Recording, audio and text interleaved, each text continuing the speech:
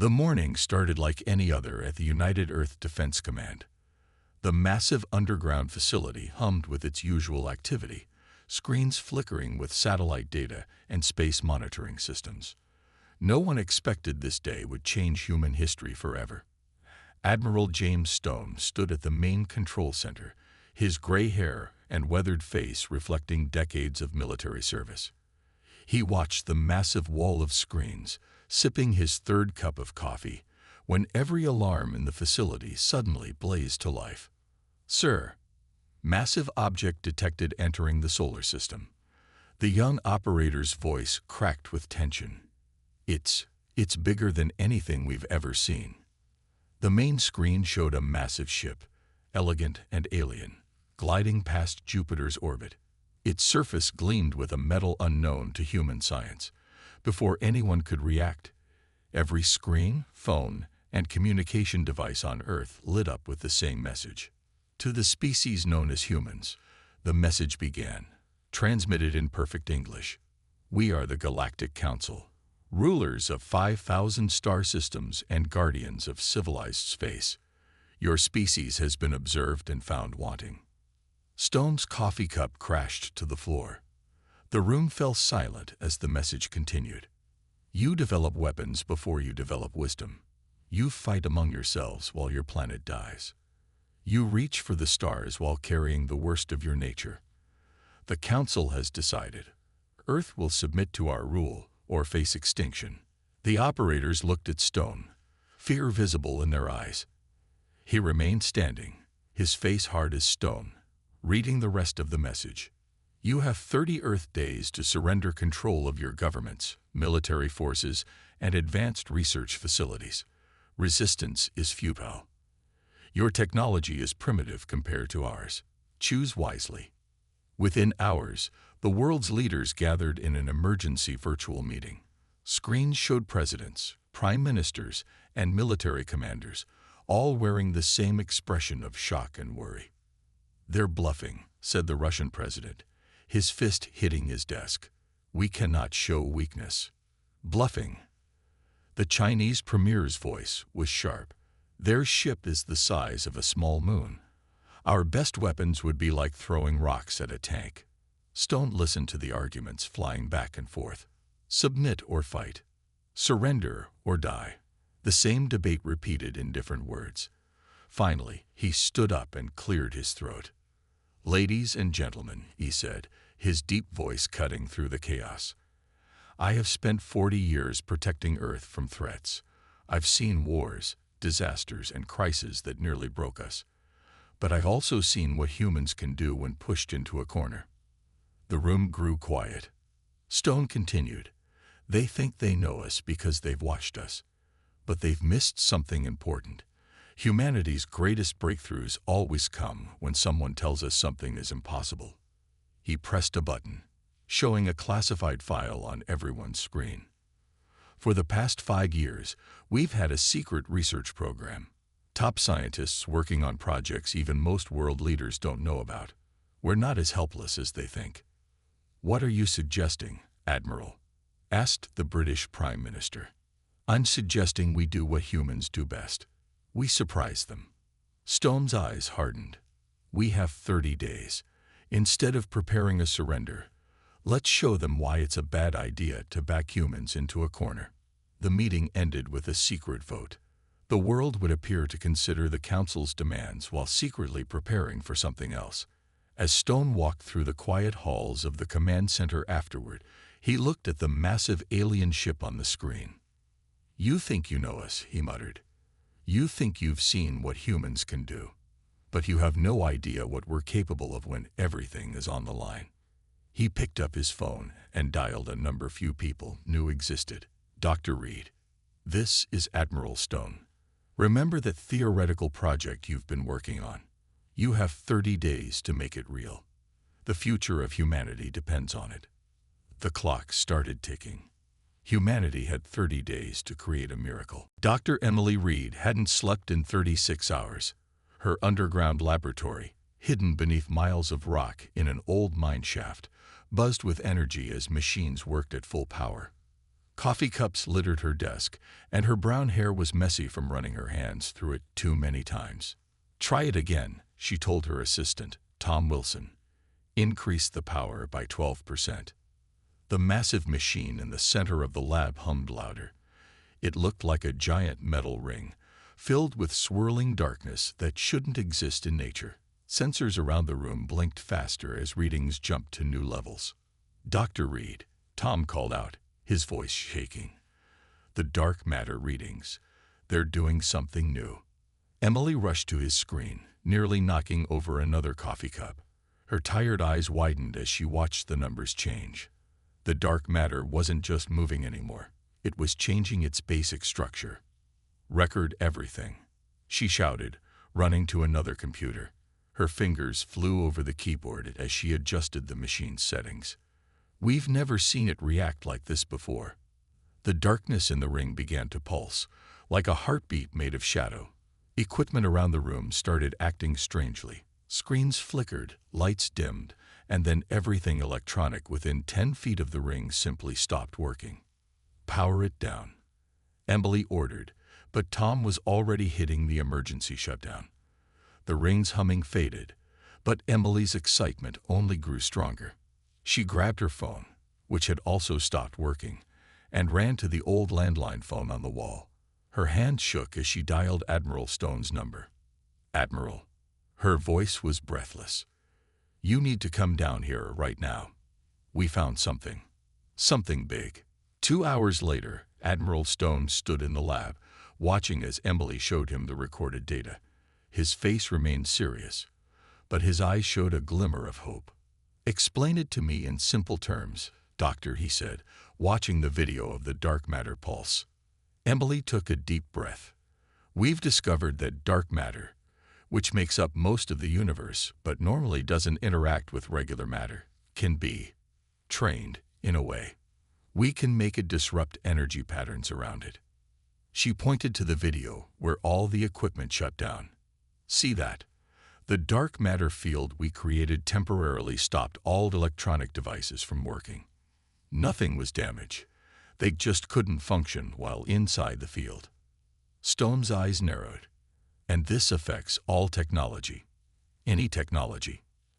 "As far as we can tell, yes." Emily pulled up more data. "The more advanced the technology, the more it's affected.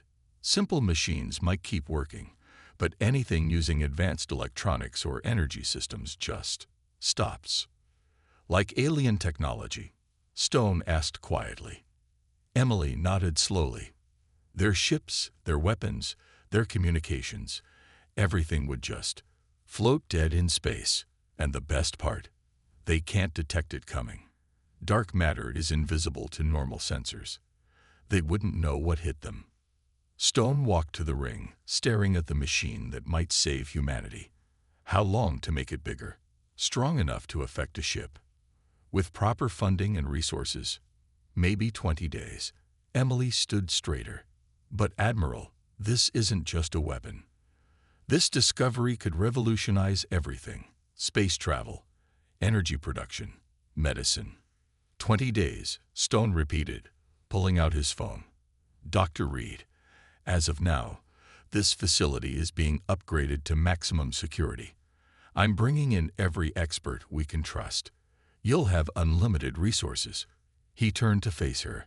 "Humanity's fate might depend on what happens in this lab over the next 20 days. Are you ready for that responsibility?"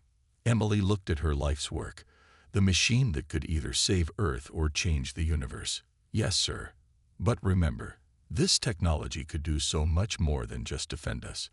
It could help everyone, even them. First, we survive," Stone said firmly. "Then we can talk about helping the people who threaten to destroy us." He walked toward the exit, then paused. "Dr. Reed, thank you. You might have just given humanity a fighting chance." Emily watched him leave, then turned back to her computers. Time to get back to work. The clock was ticking, and she had a miracle to build. Deep beneath the Pacific Ocean, the newest and most secret human base buzzed with activity. Project Shadowforge had taken over an abandoned underwater research station, turning it into humanity's last hope. The base sat on the ocean floor, hidden from the alien ships that now regularly patrolled Earth's orbit. General Mark Thompson walked through the crowded main lab, watching hundreds of scientists and engineers work around the clock. Dr. Reed's original dark matter ring had been moved here, and now 3 larger versions stood in testing chambers. Status report. He called out to Dr. Reed, who was directing a team at the largest ring. Emily looked up from her work, dark circles under her eyes. The scaling is working better than expected. Watch this. She pressed several buttons on her control panel. The biggest ring, nearly 30 feet across, hummed to life. Inside it, darkness swirled like storm clouds. A test drone hovered in front of the ring. Activating dark matter field in 3, 2, 1. The darkness pulsed outward. The drone instantly dropped to the ground, completely dead. But this time, the effect reached much further than before. 50-meter range, Emily said proudly. And we can make it bigger. The real breakthrough came when Tom figured out how to focus the field in one direction instead of letting it spread everywhere. Thompson nodded slowly. What about the power problem? Solved, came a voice behind them. Tom Wilson walked up, holding a glowing blue cylinder. We found a way to store dark matter energy. Each cylinder can power a ring for 6 hours straight. We've made 50 so far.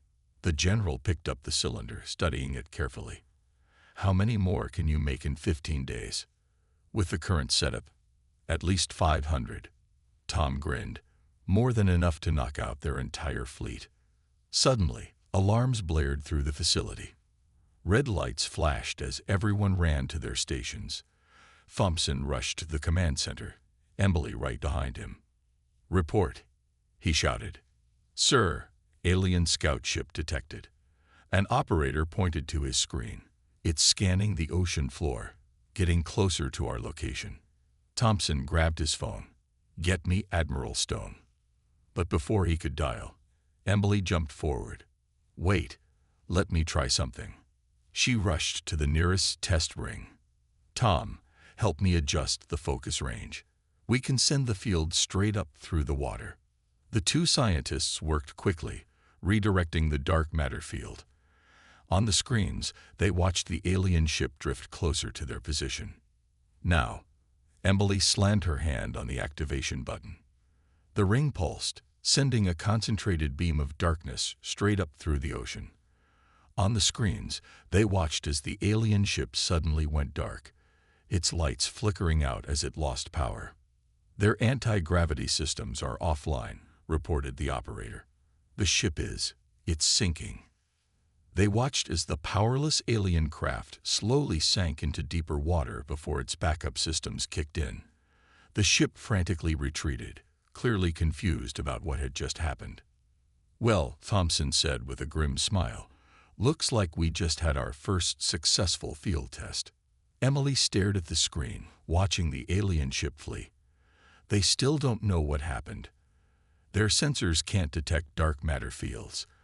They'd probably think they hit some kind of natural anomaly. Good. Thompson turned to address the entire facility. Everyone, what you just saw stays in this room. But also know this, what you just saw means our plan will work. Keep pushing. We're almost there. Later that night, Emily stood alone in front of the largest ring. Tom walked up beside her, handing her a fresh coffee. Penny for your thoughts, he asked. I was just thinking, she said quietly, about how something I discovered while studying the basic building blocks of the universe might end up saving it. Tom smiled. That's humanity for you, always finding unexpected ways to survive. 15 days left, Emily said, taking a sip of coffee. Let's make them count. Above them, miles of ocean hid their work from the alien ships that thought they had humanity cornered. But humans work best in corners, and this corner happened to be at the bottom of the sea, where humanity's greatest weapon was almost ready. The 30 days were almost up. Above Earth, a massive fleet of alien ships appeared from hyperspace, their sleek forms blocking out the stars. The Galactic Council had sent their most powerful battle group to show humans the price of defiance. In the United Earth Defense Command Center, Admiral Stone watched the fleet's arrival on the main screen. His face showed no fear as he counted the enemy ships. 127 vessels, reported his tactical officer. Their energy readings are off the charts. Each one could probably level a continent. Stone picked up his secure phone. "Are we ready?" "Yes, sir," came Dr. Reed's voice from the underwater base. "All rings are powered up. Range extended to 500 meters per ring. We've loaded them onto the stealth satellites exactly as planned." "Good." Stone looked at his watch. The Council's deadline would expire in 1 hour. Begin Operation Shadow. High above Earth, 20 stealth satellites quietly changed their orbits. Each one carried 3 of Emily's dark matter rings, hidden inside special chambers. The satellites had been placed weeks ago, dismissed by the aliens as simple debris. On the Council's command ship, High Commander First Class stood proud, watching Earth through his ship's massive viewport. These primitives had been brave but foolish. Soon, they would learn their place. His communications officer spoke up. "Sir, we're receiving a transmission from Earth." "Put it through," First Class ordered, expecting their surrender. Admiral Stone's face appeared on their screen. "To the Galactic Council fleet, we have considered your demand for surrender." First Class smiled. Here it came. "Our answer is no." The smile vanished. "You dare." "We dare quite a lot." Stone interrupted. "You made a mistake. You judged us by our visible technology. You never bothered to look for the invisible." First Class started to respond, but suddenly every alarm on his ship screamed to life. In space, the stealth satellites opened their hidden chambers. 60 dark matter rings activated at once, creating overlapping fields that swept through the alien fleet like invisible waves. First Class watched in horror as his mighty ships went dark. Systems failed. Energy weapons powered down. Engines died. Communication screens went black. Even the artificial gravity failed. Back on Earth, Stone allowed himself a small smile. "Dr. Reed, report. Complete success." Emily's voice was excited. "All ships in the primary target zone are powerless. The dark matter fields are holding steady." Through the command center's windows, people could see the alien ships in orbit, now dark shapes against the sky. Emergency lights blinked on some vessels, but their main systems remained dead. Stone opened a channel to the Council fleet, knowing their emergency systems could still receive basic signals. "This is Admiral Stone to the Galactic Council fleet. As you can see, we are not as primitive as you thought. Right now, your ships are caught in a field of our design. You can't detect it. You can't shield against it. You can't fight it." He paused, letting that sink in. "We could keep your ships trapped here forever. We could let them fall to Earth. Instead, we're going to show you something you didn't show us. Mercy." Stone nodded to his communications officer. "We're sending you a small corridor of clear space. Use your emergency systems to retreat through it. Tell your council that Earth is not to be threatened. We have more surprises if you try again." In space, the alien ships slowly came back to life as the dark matter fields created a path for them to leave. One by one, they fled, their mighty weapons useless, their pride shattered. First Class stared at Earth as his ship limped away. "Impossible," he whispered. "They were supposed to be primitive." Hours later, in the underwater base, Emily watched the last alien ship disappear from their sensors. "We did it," she said quietly. "We did more than that," Tom replied, looking at the data from the test. "We just changed the balance of power in the galaxy." Stone's voice came over the speaker. "Good work, everyone. But stay alert. This isn't over. The Council won't take this humiliation lightly. They'll be back, not with weapons, but with questions, and those might be even more dangerous." 1 week after Earth's demonstration of power, the Galactic Council called an emergency session. For the first time in its 1,000-year history, They invited human representatives to attend. Admiral Stone stood in the massive council chamber on their neutral space station. The room stretched up hundreds of feet, with seats for representatives from 5,000 worlds. Most of those seats were now filled with angry, frightened aliens. "You understand why we're concerned." The council leader spoke from his high podium. He looked almost human, except for his silver skin and glowing eyes. A primitive species shouldn't have technology that can disable our most advanced ships. Stone kept his face neutral. "Perhaps you should reconsider your definition of primitive."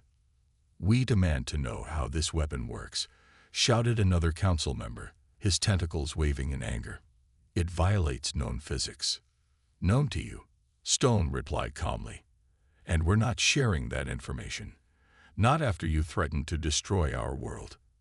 The chamber erupted in angry shouts and demands. Stone noticed how the council members kept their distance from him, as if humans might carry some terrible disease. Fear, he realized. They were showing fear of humans. Back on Earth, Dr. Reed watched the council session through a secure feed. She sat in her lab, surrounded by screens showing new dark matter experiments. "They're terrified," Tom said, watching with her. "Look at how they're acting.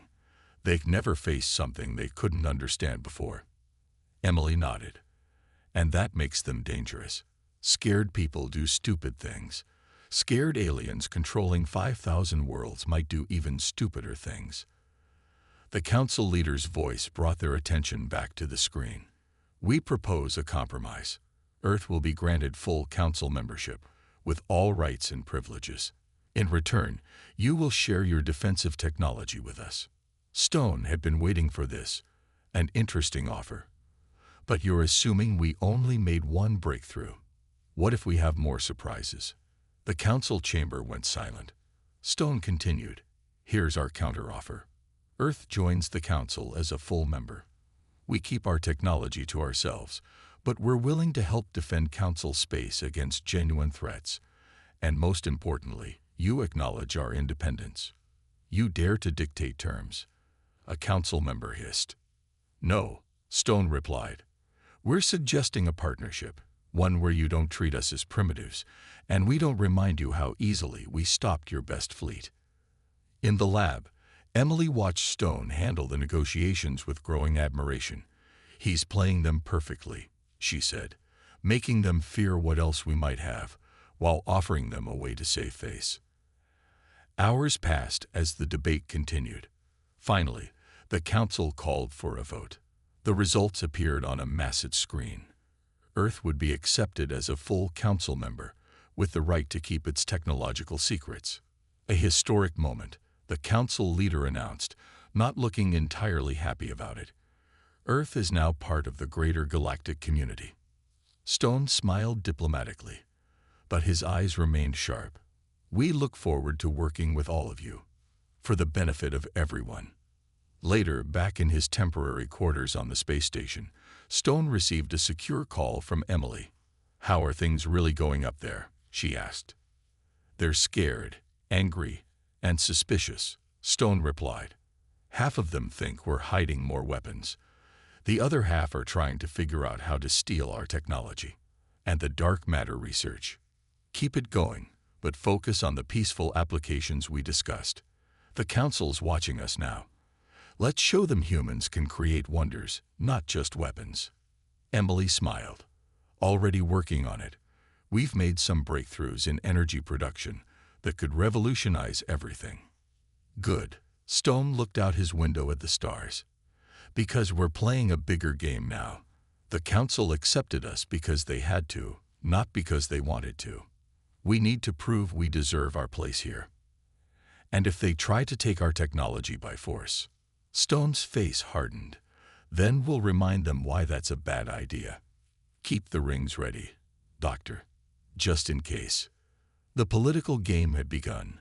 Humanity had won its independence, but keeping it would require all their skill, wisdom, and just a bit more of that human ingenuity that had saved them in the first place. 2 months after Earth joined the Galactic Council, Dr. Emily Reed made another breakthrough. This time, it happened at 3 in the morning when she was alone in her lab, running what she thought would be routine tests. "That's impossible," she whispered, staring at her screens. She ran the test again. Same result. Again, still the same. Her hand shook as she reached for her phone to call Tom. 20 minutes later, Tom Wilson rushed into the lab, still wearing pajamas under his lab coat. "This better be good. What's so important it couldn't wait until morning?" Emily pointed to her latest experiment. In a small test chamber, a dark matter field pulsed gently around a damaged piece of metal. As they watched, the metal began to repair itself, its molecules reconnecting in ways that should have been impossible. "Watch the readings," Emily said excitedly. "The dark matter isn't just affecting technology anymore. It's helping matter repair itself at the molecular level. Do you understand what this means?" Tom's eyes widened as he looked at the data. Medical treatment, instant repairs, maybe even faster than light travel. Emily finished. "The dark matter fields don't just disable technology. They can change the basic rules of how matter works. We only saw the weapon potential first because that's what we were looking for." She pulled up more test results on her screens. "Look at these. Using dark matter, we could heal injuries instantly, build ships that repair themselves, create clean energy that never runs out, maybe even extend human lifespan." "The council would go crazy if they knew about this," Tom said quietly. "This isn't just a weapon anymore.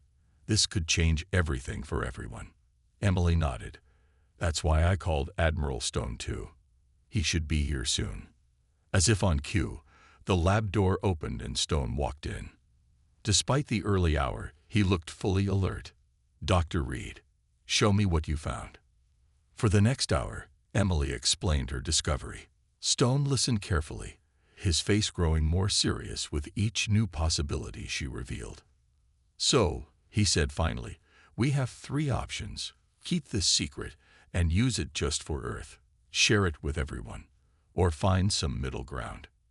"Sir," Emily stepped forward, "I know the council threatened us. I know we're still not sure if we can trust them. But this technology could help billions of beings across the galaxy. Keeping it just for ourselves would be wrong." Stone walked to the test chamber, watching the metal continue to repair itself. "The council tried to destroy us because they thought we were dangerous primitives. If we show them this, it proves them wrong in the best possible way." "It's risky," Tom added. "Some might try to steal it. Others might be afraid of how powerful it makes us."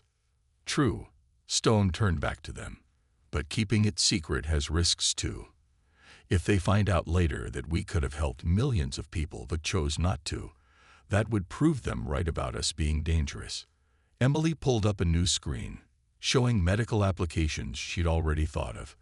"We could start small, prove ourselves trustworthy, share the medical technology first, then gradually reveal more as relationships improve." Stone nodded slowly. "A step-by-step approach. Build trust over time." He smiled slightly. "You know, when we first discovered this technology, all we could think about was survival. Now we're talking about changing the galaxy for the better." "That's what humans do," Tom said. "We adapt. We turn threats into opportunities. We find ways to make things better." "Draft a proposal," Stone told Emily. "Show how we can share this safely with proper controls. I'll take it to the council myself." As Stone left the lab, Emily turned back to her experiments. The damaged metal had completely repaired itself, shining like new in the early morning light. "I hope we're doing the right thing," Tom said quietly. Emily smiled. "We are. Sometimes the best way to protect yourself isn't to build bigger weapons. It's to make yourself so valuable that no one would dare harm you." Above them, the stars twinkled with new possibility. Humanity's greatest discovery was about to become the galaxy's greatest gift. 1 year after Earth revealed the true potential of dark matter technology, the galaxy had changed more than anyone could have imagined. The main council chamber, once a place of fear and suspicion, now buzzed with excitement as representatives from thousands of worlds gathered to celebrate. Admiral Stone stood at the podium, looking out at the assembled beings. Next to him, Dr. Emily Reed prepared to demonstrate their latest breakthrough. The chamber's massive screens showed similar gatherings on hundreds of worlds. A year ago, Stone began, we stood here as unwanted newcomers. Today, we stand as partners in the greatest period of progress the galaxy has ever seen. On the screens, images appeared showing what dark matter technology had achieved.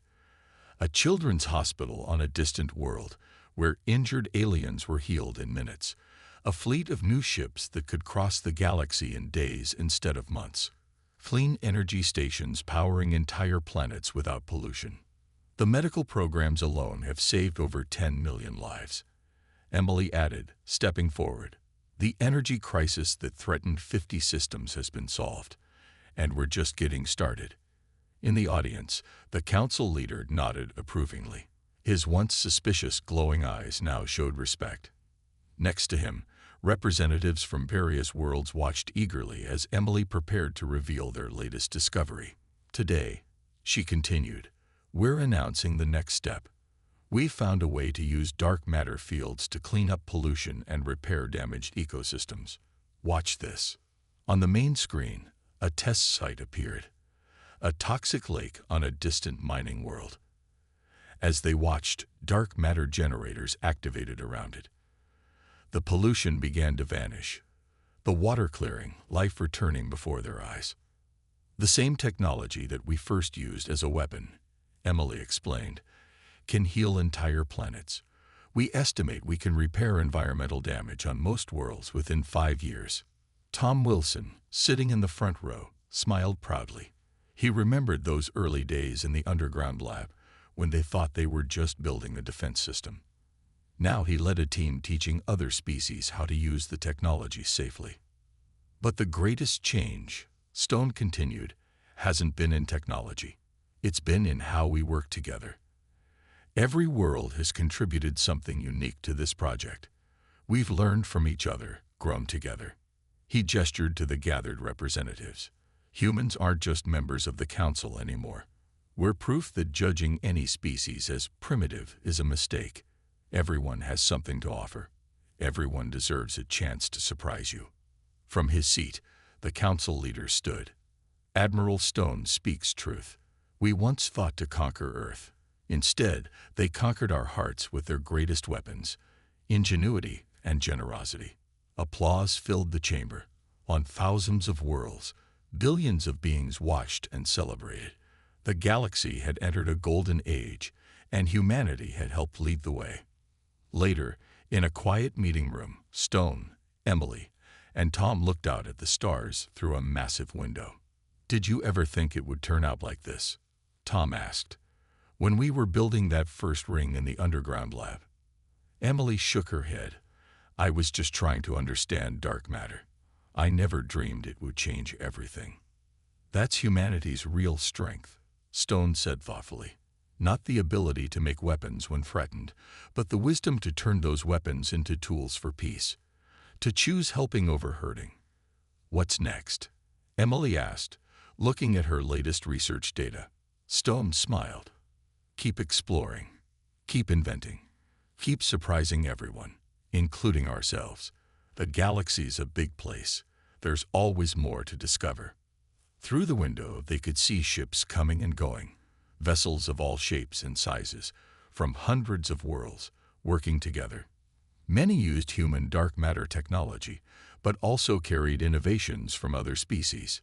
Each one represented a dream made real, a boundary crossed, a lesson in what could be achieved when fear gave way to cooperation. Humanity had faced extinction and emerged stronger, not just through force, but through the courage to offer friendship even to former enemies. As the three humans watched the busy space lanes, they knew this wasn't the end of their story. It was just the beginning.